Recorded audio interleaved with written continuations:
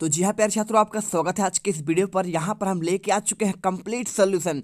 जी हाँ प्यारे छात्रों, प्री बोर्ड परीक्षा 2022 कक्षा 12वीं के यहाँ पे विषय आपका बिजनेस स्टडीज यानी व्यवसाय अध्ययन का पूरा सोल्यूशन लेके आ चुका हूँ।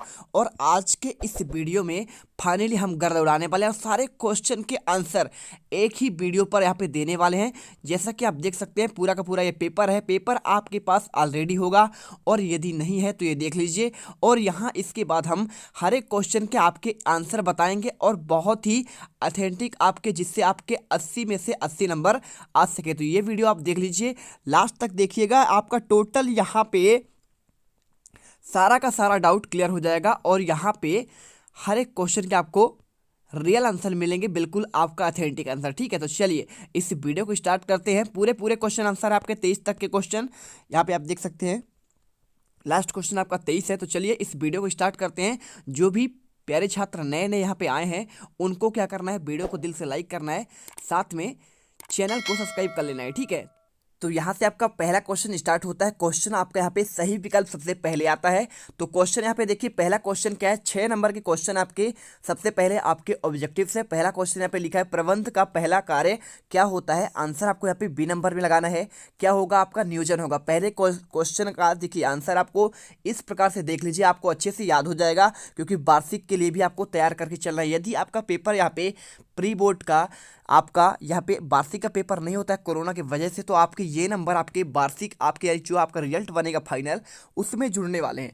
तो इसलिए आप पढ़ते जाइए। ठीक है, और यहाँ पे जो है आपका सेकंड क्वेश्चन यहाँ पे लिखा है, भारत में नवीन आर्थिक नीति कब लागू की गई। तो आप, हाय एवरीवन, क्या आप जेई नीट क्लास 9th या क्लास 10th की प्रिपरेशन कर रहे हो और चाहते हो कि कोटा के टॉप मोस्ट आईआईटियंस और डॉक्टर फैकल्टी ने जो लेक्चर बनाए हैं, जो हजारों टॉपर्स ने स्टडी मटेरियल प्रैक्टिस किया है, साथ में वो previous year paper with complete solution, mind map, revision test video, NCERT solution, वो भी सब एक जगह पर। और हाँ, ये सारी चीजें मिलेंगी इस सरल ऐप पर, जिसका लिंक नीचे डिस्क्रिप्शन में दिया गया है। आज ही इस सरल ऐप डाउनलोड करें और अपने ड्रीम एग्जाम की तरफ एक बहुत अच्छा कदम उठाएं।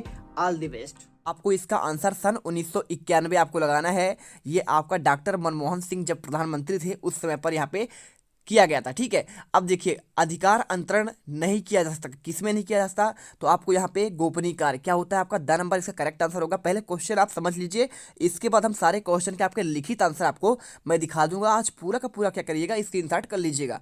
इसके बाद चौथा क्वेश्चन देखिए, प्रशिक्षण में बल दिया जाता है, तो किस कार्य में बल दिया जाता है, तो आपको यहाँ पे सर्वांगीण आपका ज्ञान पर बल दिया जाता है। ठीक है, प्रशिक्षण का आपका ये मेन उद्देश्य होता है। पांचवा क्वेश्चन, संप्रेषण अंगूर लता के समान माना जाता है, तो आपको यहाँ पे बताना है कैसे, तो आपको यहाँ पे अनौपचारिक आपको लिखना है। आंसर आपका बी नंबर करेक्ट हो जाएगा। इसके बाद देखिए आपका यहाँ पे टोटल 5 क्वेश्चन हो चुके हैं। आप छठा क्वेश्चन यहाँ पे है, विपणन का कार्य नहीं है। क्या कार्य नहीं है, क्या विज्ञापन नहीं है, या फिर परिवहन नहीं है, या फिर संग्रहण, या फिर आपका अविक्रयण। तो आपको यहाँ पे आंसर हो जाएगा संग्रहण, यानी कि आपका स नंबर करेक्ट हो जाएगा। अब इसके बाद क्वेश्चन नंबर सेकंड में आपको यहाँ पे रिक्त स्थानों की पूर्ति करना आता है, तो आपको कैसे लगाना है। पहला क्वेश्चन यहाँ पे देखिए, नियोजन, तो नियोजन डैश डैश के बारे में सोचने की प्रक्रिया है, तो आपको यहाँ पे भविष्य आपको लगा देना है। ठीक है, पहले में आपका भविष्य। सेकंड क्वेश्चन, विकेंद्रीकरण डैश डैश का ही एक विकसित रूप है, आंसर आपको भारांपण आपको लिखना है। ठीक है, भारांपण। इसके बाद देखिए क्वेश्चन नंबर थर्ड, चयन एक साध्य है किसका,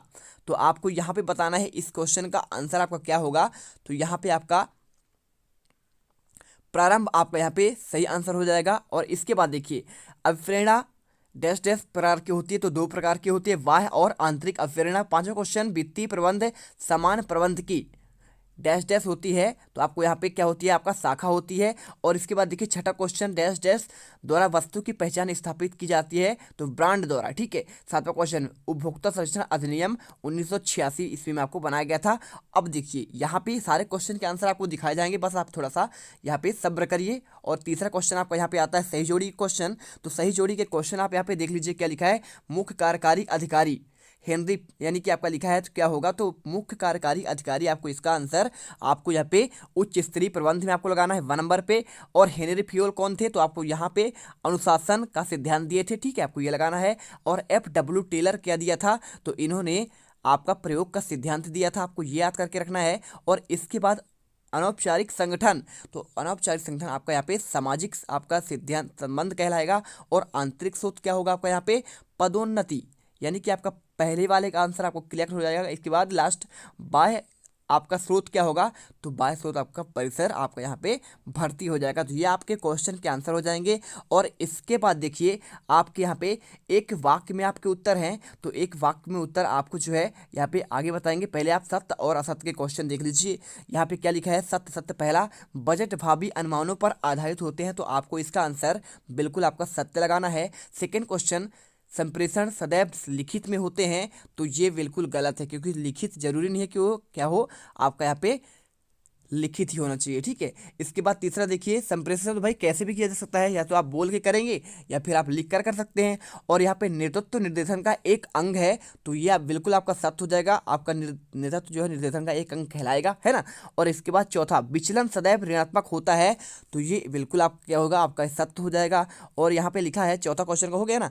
पांचवा क्वेश्चन, पूंजी व्यवसाय का जीवन रखते हैं, तो आपको इसका क्या करना है, ये भी आपको क्वेश्चन नंबर आपका इसका क्या लगाना है, आपको सत्य लगाना है। और पूंजी बाजार का संगठित बाजार है, तो आपको ये भी राइट आंसर लगाना है। तो चलिए इन सभी क्वेश्चन के अब आंसर क्रमशः यहाँ पे देखते हैं, ठीक है। ये सारा क्वेश्चन आप तो देख लीजिए, और हर एक क्वेश्चन को आपको यहाँ पे जो आपका क्वेश्चन होगा उसका आंसर आपको बता देना। तो आपका ये क्वेश्चन नंबर पहले का आंसर आपका पूरा का पूरा स्क्रीनशॉट कर लीजिए, आपका पूरा का पूरा लिखा हुआ है, ठीक है।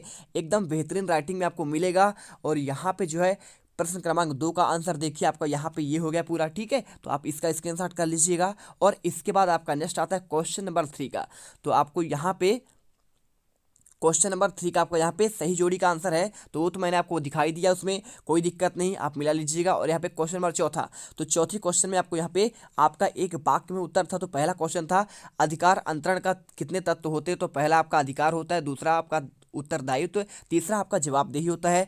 और इसके बाद सेकंड क्वेश्चन, यहाँ वेतन एक प्रकार का वित्तीय मतलब पूछा गया था, वेतन कैसा अभिप्रेरणा है, तो आंसर आपको यहाँ पे वित्तीय अभिप्रेरणा लिखना है। इसके बाद देखिए क्वेश्चन नंबर 3, वास्तविक कार्य प्रकृति और प्रमाण के अंतर को नियंत्रण कहते हैं, आपको ये बताना है, ठीक है।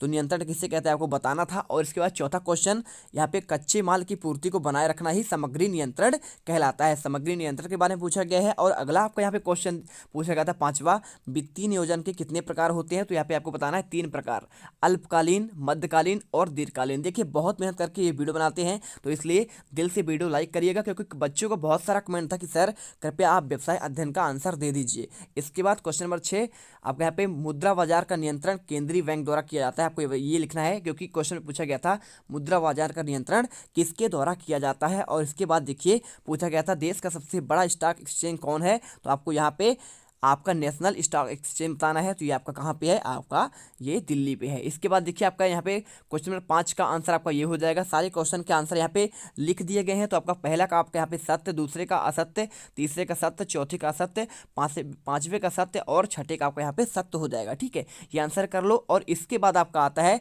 नेक्स्ट क्वेश्चन, क्या आता है क्वेश्चन नंबर 6, तो क्वेश्चन नंबर 6 में आपको यहाँ पे क्वेश्चन आपका दिया गया था, प्रबंध एक गतिशील प्रक्रिया है, आपको स्पष्ट करना है, तो इसका आंसर आपका पूरा यहाँ पे स्क्रीनशॉट कर लीजिएगा, यहाँ पे पूरा का पूरा आपका आंसर यहाँ पे लिखा गया है। इसके बाद क्वेश्चन नंबर आपका 7वां आता है, तो क्वेश्चन नंबर 7वें में देखिए आपको ये वाला आंसर आपको बता रहे हैं, प्रबंध की कोई आपको 2 विशेषताएं आपको बतानी है, तो यहाँ पे पहला आपका प्रबंध एक सतत प्रक्रिया है, आपको ये वाला लिखना है। और इसके बाद सेकेंड का आंसर आपको यहाँ पे ये लिख देना है, प्रबंध अधिकारियों की श्रृंखला है और एक संगठन प्रबंध के विभिन्न स्तर पर पाए जाते हैं, आपको ये पूरा आंसर लिखना है। पूरे के पूरे नंबर आपके मिलेंगे, बिल्कुल आप पेपर में गर्दा उड़ा के आओगे, और सारे क्वेश्चन आपको यहाँ पे यहीं से मिल जाएंगे।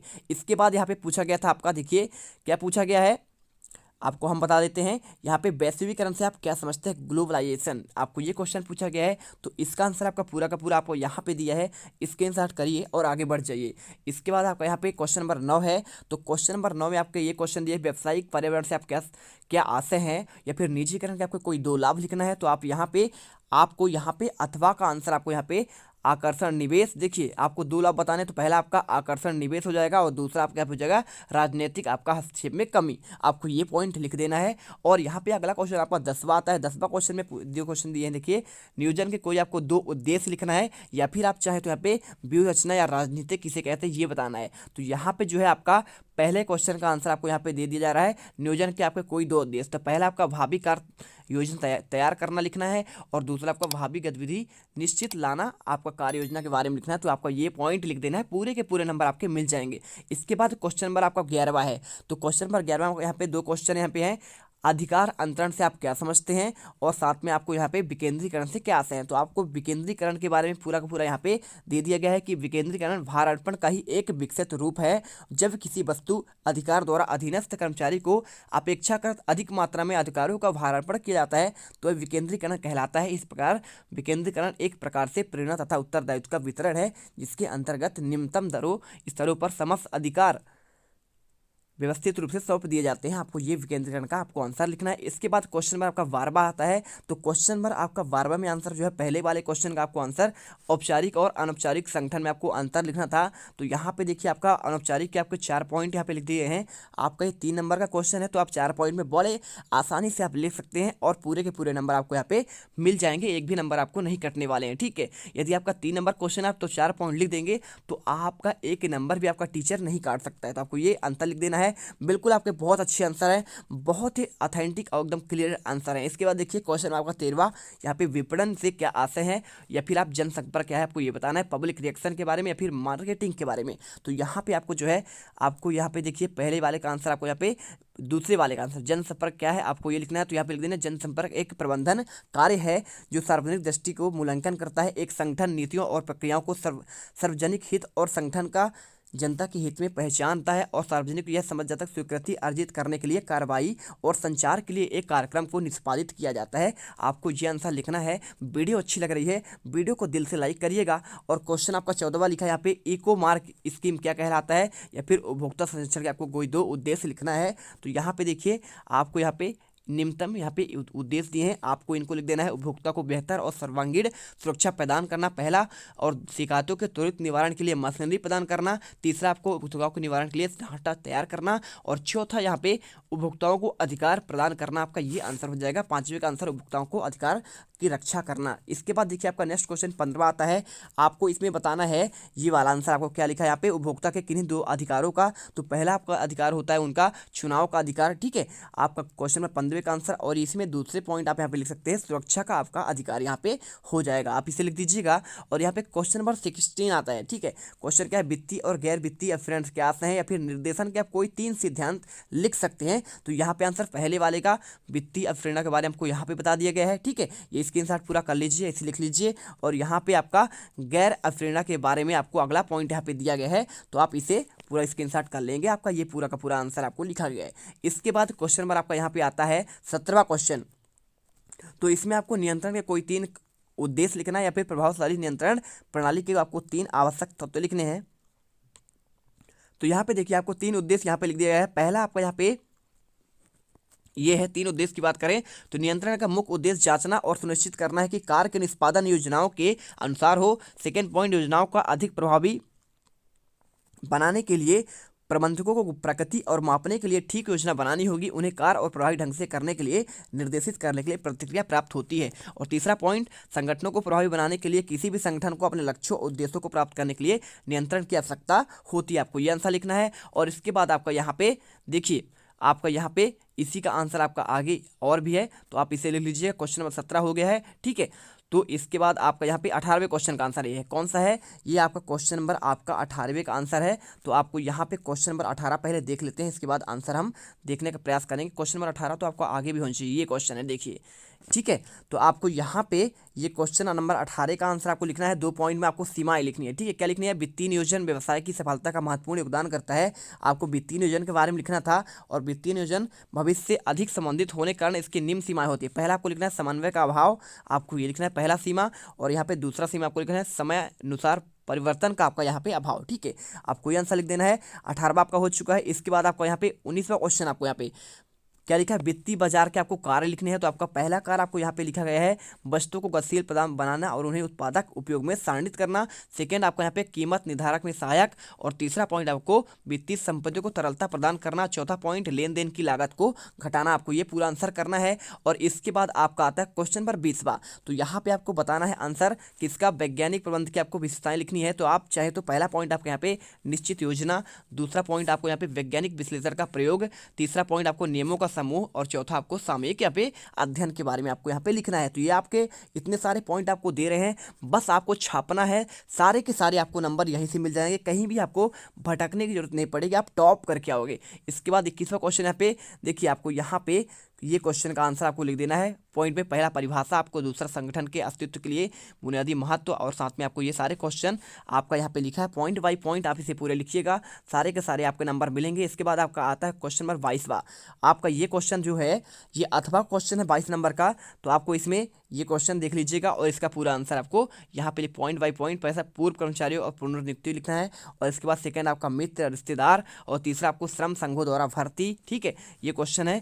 और इसके बाद चौथा आपका यहाँ पे वैज्ञानिक आपका विज्ञापन मीडिया द्वारा, और आपका ये क्वेश्चन हो जाएगा। और लास्ट क्वेश्चन आपका यहाँ पे देखिए क्वेश्चन नंबर आपका 23 का आंसर आता है। तो 23 नंबर क्वेश्चन आपको इन पॉइंट में आपको लिखना है। क्वेश्चन आप मिला लीजिएगा, ये आपका जो है 23 का पहले वाले क्वेश्चन है, अथवा वाला क्वेश्चन नहीं है, ठीक है। तो यहाँ पे पहला पॉइंट आपको नमूने, मुफ्त नमूने बांटना, उपहार देना और पुरानी वस्तु देकर नई वस्तु, ठीक है, आपको ये क्वेश्चन है। और इसमें आपको पॉइंट चौथा लिखा है मूल्य में कमी होना। तो ये सारे क्वेश्चन के आंसर आपको यहाँ पे कंप्लीट होते हैं। तो आई होप ये भी आपको यहाँ पे क्लियर हो चुका हो कि आपके सारे के सारे आंसर आपको यहाँ पे बता दिए गए हैं। तो आप ये सारे क्वेश्चन के आंसर देख लीजिएगा, और इन क्वेश्चन के आंसर तो आपने जान ही लिया है। और यहाँ पे अगर प्रश्न की दिक्कत है तो आप प्रश्न तो आपका पेपर में ऑलरेडी दिया हुआ है, तो वो आपने सामने देख लिया है। तो आई होप ये आपको वीडियो बहुत पसंद आई है। यदि आपको वीडियो पसंद आया है, दिल से पसंद आया है, तो आप जो है यहाँ पे वीडियो को लाइक कर दीजिएगा और साथ में चैनल को सब्सक्राइब करके जाइएगा। मिलते हैं नेक्स्ट वीडियो पर। जय हिंद, जय भारत।